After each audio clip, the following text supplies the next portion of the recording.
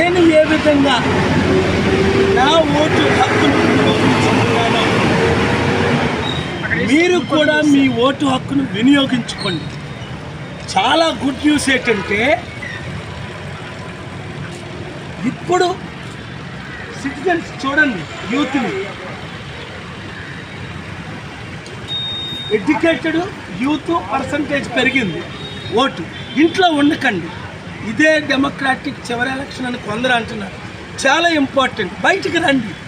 మార్పు రావాలి, మార్పు కావాలని మీరు ఎడ్యుకేటెడ్ ఎందుకులే మళ్ళా వాళ్ళే వస్తారు, లేదు, మీ ఓటును మీరు వినియోగించుకోండి. ప్రతి ఒక్కరికి వినియోగించుకొని ఎంకరేజ్ చేయండి. మీకు నచ్చిన వారికి ఓటు, క్రిమినల్స్కి ఓటు వేయండి. ఆలోచించి ఓటు వేయండి. Thank you.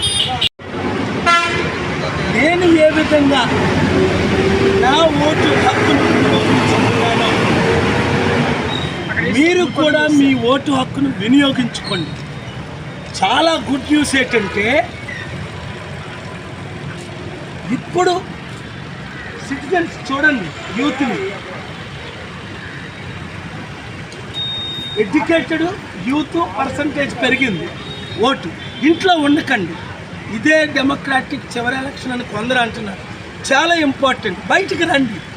మార్పు రావాలి, మార్పు కావాలని మీరు ఎడ్యుకేటెడ్ ఎందుకులే మళ్ళా వాళ్ళే వస్తారు, లేదు, మీ ఓటును మీరు వినియోగించుకోండి.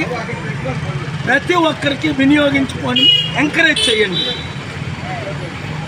మీకు నచ్చిన వారికి ఓటు, క్రిమినల్స్కి ఓటు వేయండి. ఆలోచించి ఓటు వేయండి. Thank you.